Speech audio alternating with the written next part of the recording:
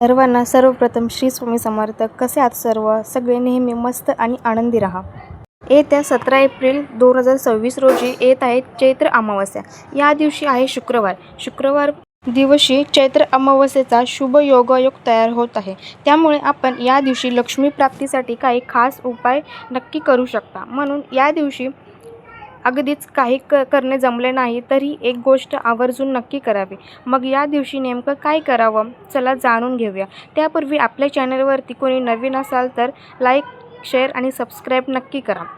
चैत्र अमावस्या ही जी पितरांच्या शांतीसाठी किंवा पितृदोष निवारणासाठी केली जाते. शिवाय या दिवशी केलेल्या उपायांना घरातील दारिद्र्यता नष्ट होते, सुख समृद्धी येते असे म्हणतात. अमावस्येच्या रात्री लक्ष्मी पृथ्वीवरती भ्रमण करते. म्हणून या दिवशी लक्ष्मीला प्रसन्न करण्यासाठी सर्वात शास्त्रोक्त मार्ग आहे तो म्हणजे या दिवशी घरातील लक्ष्मीच्या मूर्तीला किंवा चांदीच्या नाण्याला कच्च्या दुधाने नंतर गंगाजलाने अभिषेक करावा.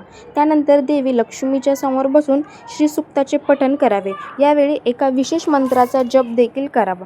तो मंत्र म्हणजे ओम श्रीं ह्रीं श्रीं कमले कमलालये प्रसिद्ध श्रीं ह्रीं श्रीं महालक्ष्मी नमः असं या मंत्राचा 108 वेळा जप नक्की करावा. माता लक्ष्मीची पूजा करताना शुद्ध तुपाचा दिवा नक्की लावावा. अमावस्येच्या रात्री देवी लक्ष्मी पृथ्वीवरती भ्रमण करते असे मानले जाते. त्या दिवशी सकाळी किंवा संध्याकाळी मुख्य दरवाजे स्वच्छ पुसून घ्यावे. मुख्य दरवाजेच्या दोन्ही बाजूला तुपाचा किंवा तेलाचा दिवा लावा.